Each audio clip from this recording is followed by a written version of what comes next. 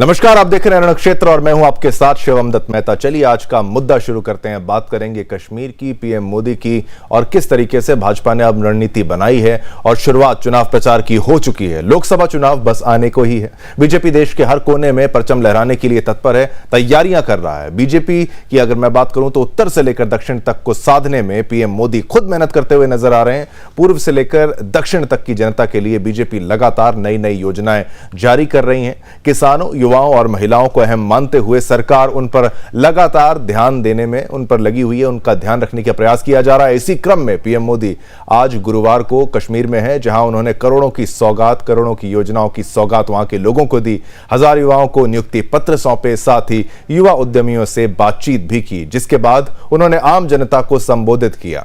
BJP इस बार 370 पार का नारा दे रही है और एनडीए के लिए कह रही है कि एनडीए 400 पार जाएगी।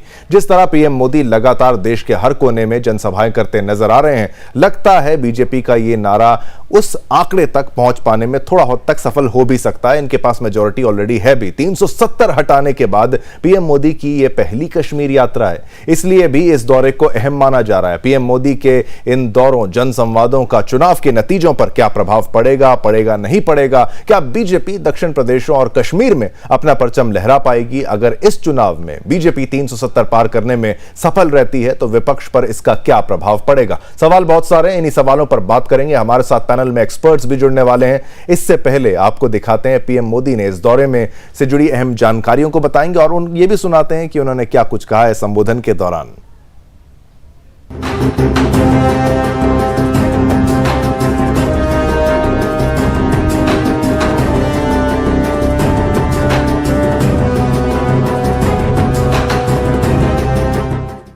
प्रधानमंत्री नरेंद्र मोदी गुरुवार को जम्मू कश्मीर दौरे पर पहुंचे।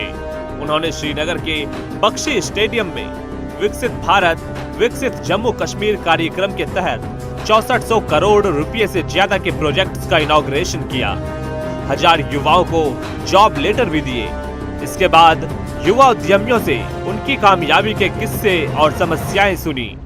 पीएम मोदी ने बख्शी स्टेडियम में सभा में कहा, धरती के स्वर्ग पर आने का एहसास शब्दों से परे है। ये वो नया जम्मू कश्मीर है जिसका इंतजार हम सभी को कई दशकों से था। ये वो जम्मू कश्मीर है जिसके लिए श्यामा प्रसाद मुखर्जी ने बलिदान दिया। इसकी आंखों में भविष्य की चमक है, चुनौतियों को पार करने का हौसला है। इस दौरान पीएम मोदी ने कश्मीर की धरती से जमकर विपक्ष पर भी निशाना साधा। इस दौरान विपक्ष पर करारा वार करते हुए पीएम मोदी ने कहा कि 370 के नाम पर कुछ राजनीतिक परिवार हमेशा फायदा उठाते रहे और कांग्रेस गुमराह करती रही। आइए आपको सुनाते हैं इस संबोधन के दौरान पीएम मोदी ने क्या कुछ कहा। ये वो नया जम्मू कश्मीर है जिसका इंतजार हम सभी को कई दशकों से था। ये वो नया जम्मू कश्मीर है जिसके लिए डॉक्टर श्यामा प्रसाद मुखर्जी ने बलिदान दिया था। इस नए जम्मू कश्मीर की आंखों में भविष्य की चमक है। इस नए जम्मू कश्मीर के इरादों में चुनौतियों को पार करने का हौसला है। आपके इन मुस्कुराते चेहरे देश देख रहा है और आज 140 करोड़ देशवासी सुकून महसूस कर रहे हैं। कश्मीर में परिवारवाद और भ्रष्टाचार का एक बहुत बड़ी भुक्तभोगी रही है हमारी जे.एंड.के बैंक। इस बैंक को तबाह करने में यहां की पहले की सरकारों ने कोई कोर कसर बाकी नहीं छोड़ी थी। बैंक में अपने नाते रिश्तेदारों और भाई भतीजों को भरकर इन परिवारवादियों ने बैंक की कमर तोड़ दी थी। मिसमैनेजमेंट की वजह से बैंक इतना घाटे में गया था कि आप सभी के हजारों करोड़ रुपए डूब जाने का खतरा था। विकास की शक्ति, पर्यटन की संभावनाएं, किसानों का सामर्थ्य और जम्मू कश्मीर के युवाओं का नेतृत्व, विकसित जम्मू कश्मीर के निर्माण का रास्ता यहीं से निकलने वाला है। जम्मू कश्मीर केवल एक क्षेत्र नहीं है, ये जम्मू कश्मीर भारत का मस्तक है और ऊंचा उठा मस्तक ही विकास और सम्मान का प्रतीक होता है। विकसित जम्मू कश्मीर विकसित भारत की प्राथमिकता है। साथियों, एक जमाना था जब देश में जो कानून लागू होते थे वो जम्मू कश्मीर में नहीं लागू हो पाते थे। एक जमाना था जब गरीब कल्याण की योजनाएं पूरे देश में लागू होती थी, लेकिन जम्मू कश्मीर के मेरे भाई बहन उनका लाभ उनको नहीं मिलता था। और अब देखिए, तो इस वक्त आप सुन रहे थे प्रधानमंत्री नरेंद्र मोदी को, और ये 370 का जो नारा है, 370 पार का भी जो नारा है, इसको भी आप कश्मीर से भी जोड़ सकते हैं। इस 370 को हटाने की जो प्रक्रिया है जिसमें सफल ये सरकार रही और इसी का श्रेय सरकार को भी जाता है। लेकिन अब चुनाव बेहद नजदीक हैं, क्या तैयारियां और इन सभी जो यात्राएं हो रही हैं, जो संबोधन हो रहे हैं, जो सभाएं हो रही हैं, क्या इसका कोई असर पड़ने वाला है चुनाव के नतीजों पर? इसी पर चर्चा करने के लिए हमारे एक्सपर्ट्स के पैनल इस वक्त हमारे साथ जुड़ चुके हैं। कुछ ही पलों में आपकी टीवी स्क्रीन पर वो एक्सपर्ट्स का पैनल भी आ जाएगा। मैं स्वागत करना चाहूंगा, हमारे साथ कमर आगा जी हैं, विदेश मामलों के जानकार। धन्यवाद साहब, आपने समय निकाला, आपसे बहुत कुछ जानना होगा हमें कश्मीर के लिहाज से पहले और आज। अमित तिवारी हमारे साथ, कांग्रेस के नेता, वो हमारे साथ जुड़े। धन्यवाद, आप यहां पर आए, आपसे भी जानना है कांग्रेस का क्या स्टैंड रहेगा और कांग्रेस की क्या तैयारियां हैं। रणबीर सिंह पठानिया भी हमारे साथ हैं, बीजेपी के प्रवक्ता हैं, आपका भी बहुत बहुत धन्यवाद, आपने भी समय निकाला। और दिलीप यशवर्धन, राजनीतिक विशेषज्ञ, वो भी हमारे साथ इस वक्त मौजूद हैं। तो रणबीर सिंह पठानिया जी, आपसे शुरुआत करते हैं। इस पूरी जिस तरीके से प्रधानमंत्री नरेंद्र मोदी का जम्मू कश्मीर पहुंचना 370 हटने के बाद ये महत्वपूर्ण दौरा माना जा रहा है, कैसे देखते हैं? पार्टी को किस तरीके से फायदा होगा? केवल जम्मू कश्मीर के चुनाव के लिहाज से तो बात करेंगे, उसी के साथ साथ पूरे राष्ट्र पर इसका क्या असर पड़ने वाला है और क्या क्या कुछ प्लान में है, पाइपलाइन में, और क्या कुछ है भाजपा के द्वारा प्रधानमंत्री नरेंद्र मोदी के आने से जो शुरुआत हो चुकी है, चुनाव का जो बिगुल बज चुका है, उसके बारे में आपसे। जी, एक सेकंड जरा मैं होल्ड करके। हाँ बिल्कुल जी, ऐसा है कि आज का जो दौरा है प्रधानमंत्री जी का, और विशेषकर जो श्रीनगर के बख्शी स्टेडियम में आज एक ऐतिहासिक सभा हमें देखने को मिली है जी।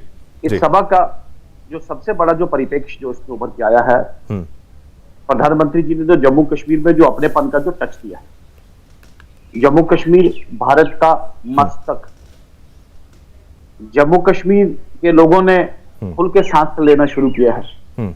और सबसे बड़ी बात है, जो नए जो कानूनी संवैधानिक जो बदलाव जम्मू एंड कश्मीर में आए और किस तरीके से जम्मू एंड कश्मीर के लोगों की जिंदगी बदली है, आंकड़ों के साथ, तथ्यों के साथ। कल को जम्मू कश्मीर बैंक में हुए घोटालों या जम्मू कश्मीर के बैंक में हुए प्रॉफिट की अगर बात प्रधानमंत्री जी ने अगर की है, या इसके साथ जो रोजगार को लेके जो आंकड़े जो पेश किए गए हैं, या जो एक टच प्रधानमंत्री जी ने जम्मू कश्मीर के साथ किया है, मुझे लगता है जम्मू कश्मीर के लोगों की दिलों की धड़कन बन गए हैं प्रधानमंत्री जी, और करीब आ गए। आगे भी जम्मू कश्मीर के लोगों के करीब थे और करीब आए हैं, और भारत सरकार का जो एक जो मेजर पुश आज देखने को मिला है। और तीसरा सबसे इंपॉर्टेंट कि देश भर की स्कीमें, देश दर्शन, स्वदेश दर्शन, प्रदेश दर्शन, देश भर की स्कीमें जम्मू कश्मीर से। वक्त था कि देश की स्कीम, देश की पॉलिसी, देश की प्रोग्राम जम्मू कश्मीर में नहीं आता था, लेकिन आज जम्मू कश्मीर से लॉन्च की हुई स्कीमें पूरे देश भर में इंप्लीमेंट की जा रही है। तो मुझे लगता है ये एक बहुत बड़ा अपने आप में बदलाव है, इसका स्वागत करते हैं, इसका वेलकम करते हैं। बल्कि जम्मू कश्मीर का बच्चा बच्चा इसका स्वागत और इसका वेलकम कर रहा है, इसका स्वागत कर रहा है। आज का दिन मैं भी इसे स्वागत कर रहा हूं। साथ ही साथ एक तुषाराघात, एक कुठाराघात भी किया है प्रधानमंत्री जी ने परिवार को लेके, डायनेस्टी को लेके कुछ पॉलिटिकल पार्टीज ने, जिन्होंने जम्मू कश्मीर की दशा और फिजा बिगाड़ने में कोई कसर नहीं रखी पिछले दिनों में। तो ये भी मुझे लगता है अपने आप में सराहनीय कदम है। और वाकई ये जो वक्तव्य, ये जो स्टेटमेंट, ये जो दौरा, ये जम्मू कश्मीर के लोगों ने बिल्कुल अपने मन से, अपने दिल से अपने साथ किया है और इसका एक बार फिर स्वागत करते हैं।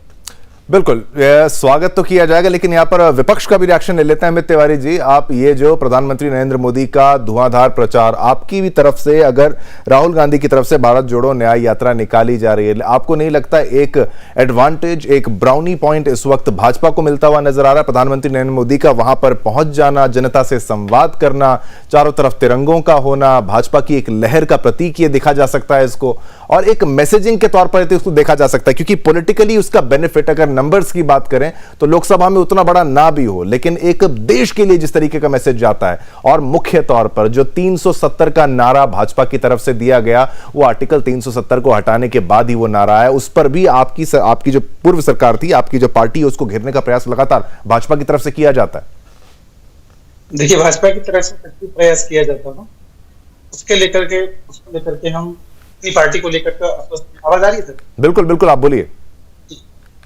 हम अपनी पार्टी को लेकर के आश्वस्त हैं। और जहां तक की बात रही जम्मू कश्मीर के विकास को लेकर के, जमात में भाषण सुन रहा था, अभी आपने भी क्लिप चलाई और मैं भी पहले देख रहा था, तो उनके भाषण पे बहुत सी बेचैनी नजर आती है, बहुत झूठे वादों का एक डमी नजर आता है। आज जैसे झूठे वादे, मतलब जैसे वादे किए जा रहे थे कि अगर कोई वेडिंग करेगा तो जम्मू कश्मीर आएगा, मस्तक है, ये तो कौन नहीं कहता है? कश्मीर भारत का मस्तक है, था और है और रहेगा, ऑब्वियस सी बात है।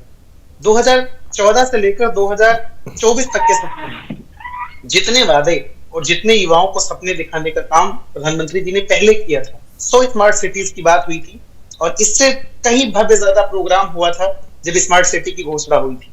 जब विभिन्न ऐसे, जब रोजगार को लेकर के हर वर्ष 2 करोड़ रोजगार को लेकर के पूरे देश में बात हुई थी, तो हम पूछना चाहते हैं तब क्या उसमें जम्मू कश्मीर शामिल नहीं था? क्या 2 करोड़ प्रतिवर्ष रोजगार दिए गए? आज 10 साल की सरकार पूरी हो रही है, पूर्ण बहुमत की सरकार थी, तो 10 दूना 20 करोड़ रोजगार होने चाहिए थे। आज स्थिति क्या है रोजगार की, तो युवा इस चीज को समझ रहा है, तो वो एक पॉलिटिकल एडवांटेज लेना चाहते हैं छदम चीजों को दिखाकर।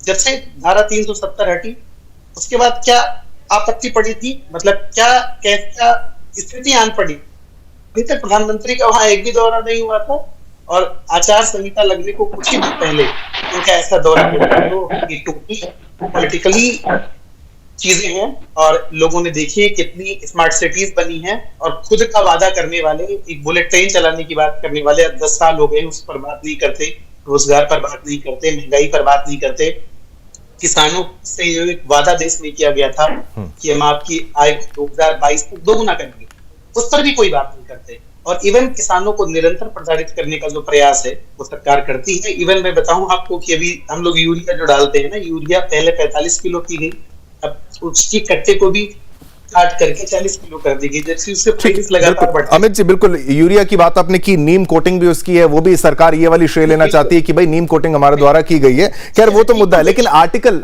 कश्मीर के अगर मुद्दे पर वापस आए, किसानों की बात तो है ही है, वो करनी भी आपको है, लेकिन 370 हटाने का श्रेय अगर इस सरकार को मिल गया, आपकी सरकार हटा देती तो आपकी सरकार को ये श्रेय मिल जाता। अब जो जिस तरीके से कह रहे हैं कि भाई जो सेंटर की स्कीम्स हैं यहाँ पर लागू होना अब ज्यादा आसान है, टेम्पररी प्रोविजन था उसको हटा दिया, क्रेडिट ले लिया, सिंपल चीज सर। क्रेडिट देखो सर, जब से आर्टिकल 370 हटा, बहुत ही एक जगह पर ये सब चीजें कही जाती हैं। कश्मीरी पंडितों के विस्थापन को लेकर के सरकार की क्या व्यवस्था थी और अभी तक उन्होंने कितना काम किया, आप हमसे बेहतर देखना जानते हैं। क्या सरकार इस अपने उद्देश्य में, जिसे दिखा करके पूरे देश में दिखा करके उनकी स्थितियों के नाम पर वोट ली जाती है, और एक मजबूरन जो जैसी स्थितियां हैं उनको प्रचारित किया जाता है, क्या उनके कल्याण के लिए उन्होंने काम किया? ठीक, बिल्कुल, ये कश्मीरी पंडित वाला, बिल्कुल आपको मैंने मौका दिया। हाँ, ठीक, एक मिनट में खत्म करूंगा। नहीं, बिल्कुल, मैं आपको समय दूंगा, समय का अभाव है, सभी को मैं चाहता हूं कि इक्वल डिस्ट्रीब्यूशन टाइम का जो है वो मिलना चाहिए। हमारे साथ और भी लोग इस वक्त मौजूद हैं। दिलीप यशवर्धन जी, मैं आपसे अगर पूछना चाहूं, अगर आप इसको पूरा एनालाइज करें, ये पूरी जो यात्राएं जो की जा रही हैं, चाहे कांग्रेस की तरफ से की जा रही हैं और नरेंद्र मोदी जी के द्वारा जो सभाएं की जा रही हैं, कभी बंगाल की यात्रा होती है, कभी बिहार की यात्रा होती है, अब सीधा जम्मू कश्मीर में पहुंच गए हैं। चुनाव प्रचार धुआंधार तरीके से किया जा रहा है, लेकिन कश्मीर से ही, जम्मू कश्मीर से ही 370 का नारा निकलकर बाहर आया। आपको नहीं लगता जिस तरीके से 370 पार जाने का जो प्लान है, क्या यहां से कोई फायदा मिलने वाला है आपको इस धुएंधार प्रचार से? दिलीप यशवर्धन जी। देखिए, इस समय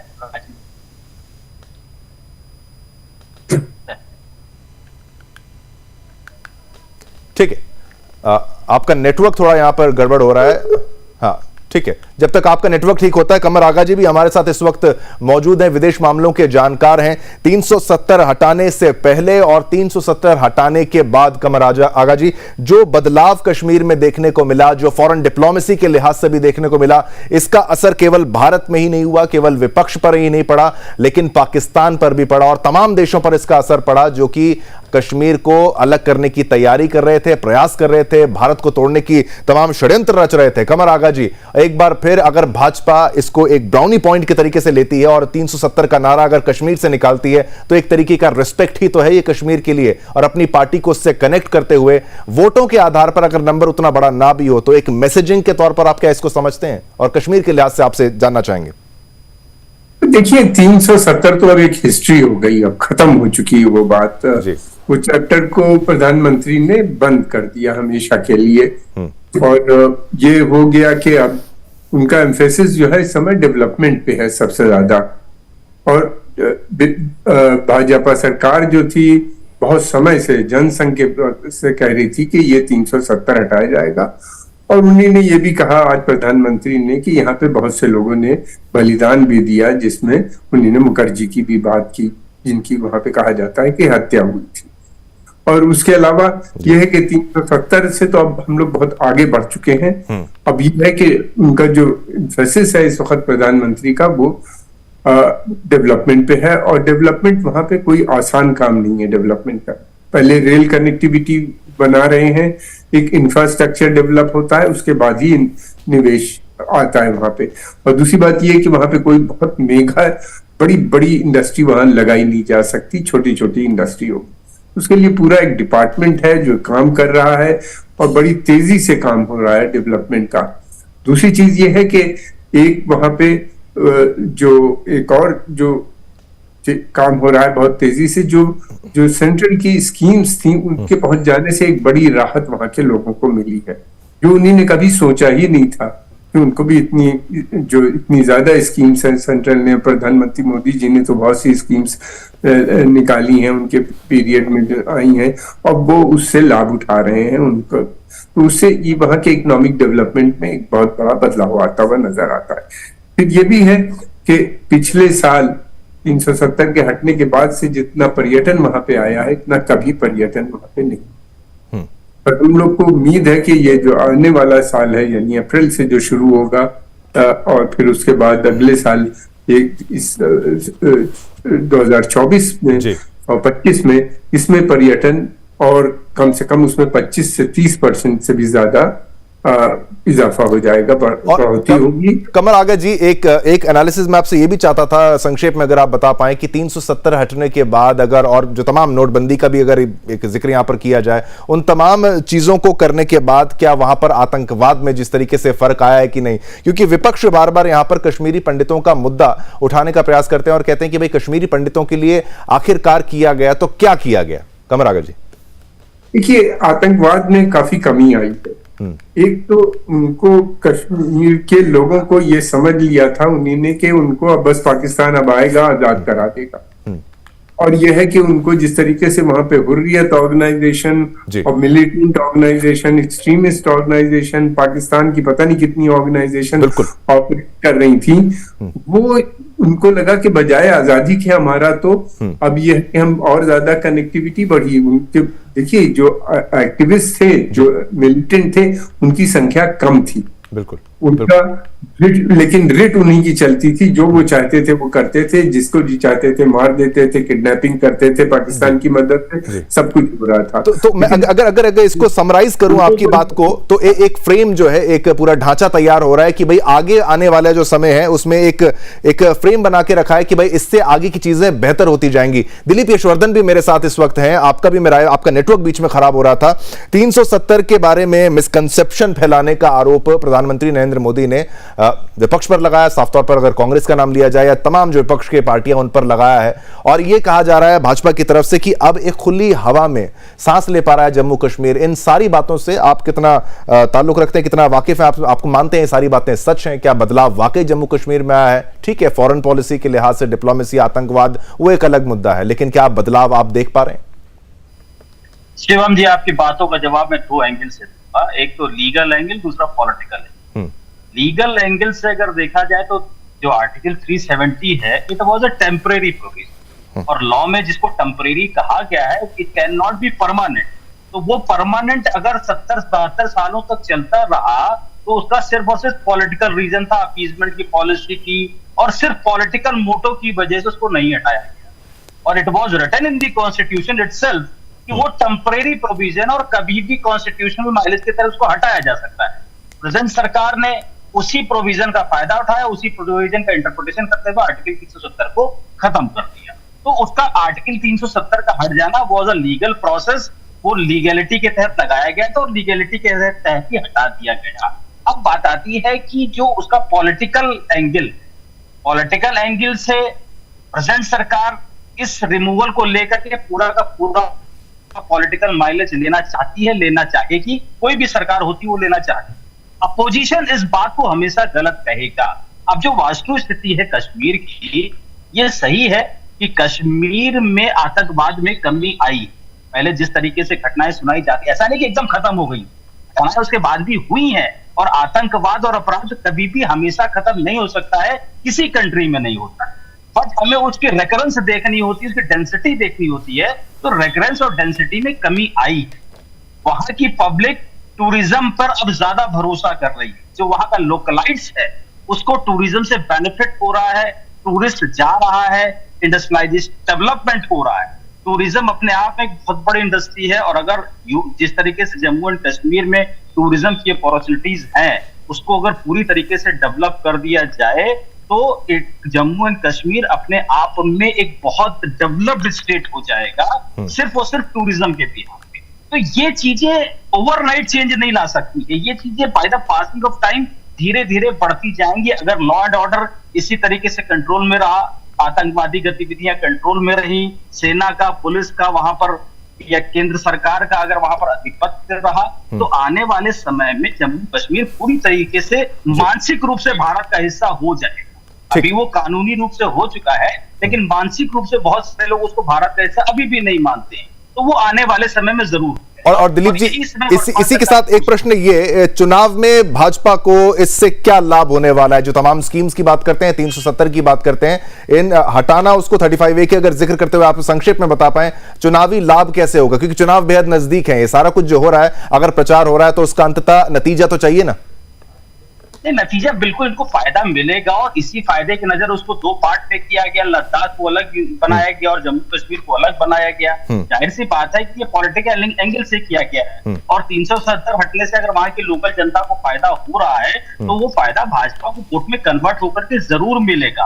आर्टिकल 35A उसी का इनबिल्ट प्रोविजन था। अगर आर्टिकल 370 हटा तो 35A वो चूंकि प्रेसिडेंशियल पावर से लगाया गया था, वो कॉन्स्टिट्यूशनल अरेंजमेंट नहीं था, वो प्रेसिडेंशियल पावर से लगाया गया था। और 370 के साथ था, 370 खत्म हुआ, 35A हटा। 35A हटने से वहां पर लोगों को सुविधाएं मिली हैं, बाहर वाले लोग वहां जा सकते हैं। जाहिर सी बात है कि जब वहां पर रोजगार के अवसर बढ़ेंगे, बिजनेस अपॉर्चुनिटीज बढ़ेंगी, टूरिज्म बढ़ेगा, तो वहां के लोकल लोगों को फायदा होगा, और वो फायदा होगा तो नेचुरली वो फायदा वोट में कन्वर्ट होकर भाजपा को फायदा देगा। ठीक है, बिल्कुल। ये तमाम बातें आपने सुनी अमित तिवारी जी, आप कितना यकीन करते हैं इस बात को? अब मिसगाइड करने का आरोप 370 पर आपकी पार्टी पर लगाया गया, विपक्ष पर लगाया गया, प्रधानमंत्री नरेंद्र मोदी पर, और परिवारवाद का मुद्दा जो कि लालू यादव जी के द्वारा आरंभ कर दिया गया, जिसको नहीं छेड़ना चाहिए था, वो मौका भी, हर चीज जो एंटी मोदी लेने का प्रयास किया जाता है उससे ब्राउनी पॉइंट्स यहां पर प्रधानमंत्री नरेंद्र मोदी को मिलते हैं। देखिए, शॉर्ट में आपका कमेंट।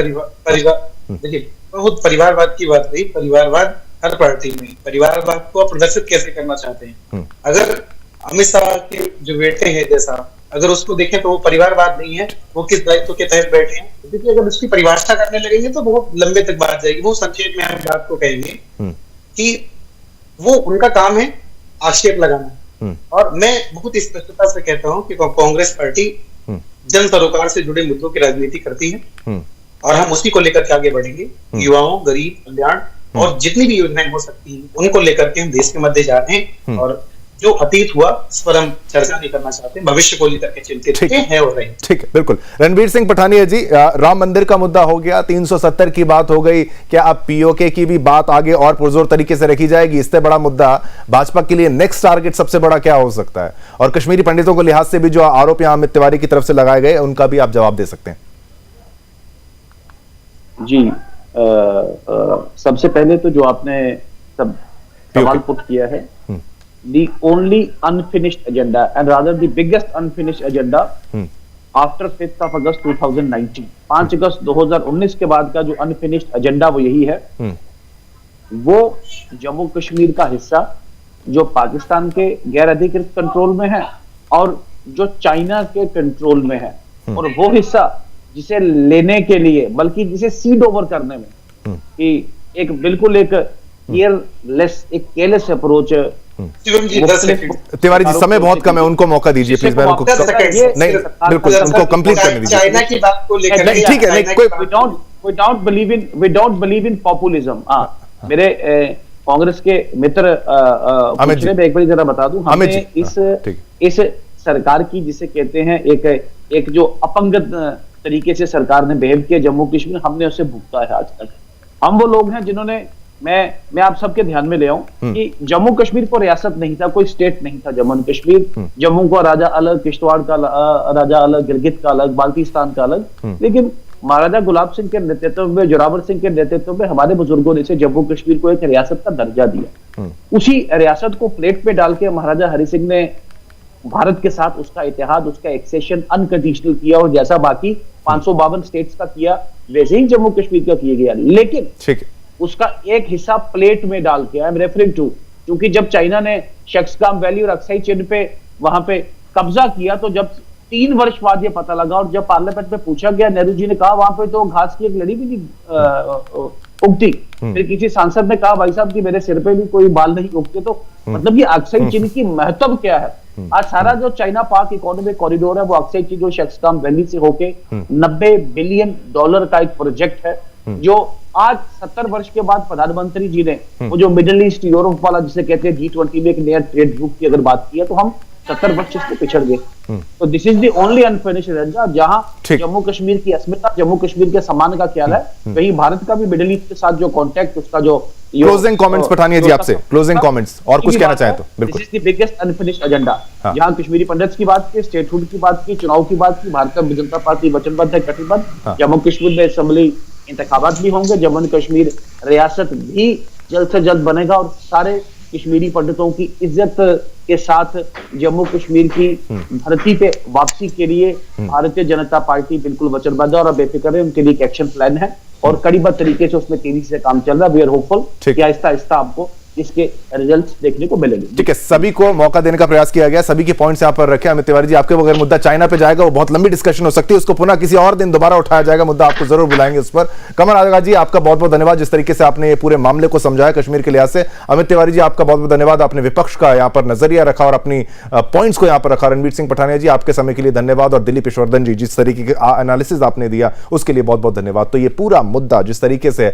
370 पार अगर भाजपा को जाना है तो 370 का टर्म कहां से आया, तो ये जम्मू कश्मीर के लिहाज से ही आप इसको समझ सकते हैं। 400 पार एनडीए जाएगा तो कैसे जाएगा। और धुआंधार प्रचार जो है भाजपा की तरफ से, और प्रधानमंत्री नरेंद्र मोदी बिना थके बिना रुके लगातार प्रचार कर रहे हैं, क्योंकि भाई लोकसभा चुनाव बेहद नजदीक है और सभी पार्टियों को यह करना चाहिए। लेकिन कश्मीर से अगर कोई आवाज आती है तो पूरा देश उसको बहुत ध्यान से सुनता है। क्या असर, क्या फायदा भाजपा को इसका मिलने वाला है, आने वाला चुनाव ही बताएगा, आने वाला वक्त ही बताएगा। इसी के साथ मुझे यानी शिवम दत्त मेहता और मेरी टीम को आज्ञा दीजिए। कल फिर एक नए मुद्दे के साथ आपके समक्ष पेश हो जाएंगे। मेरी और मेरी टीम की तरफ से आप सभी को जय हिंद।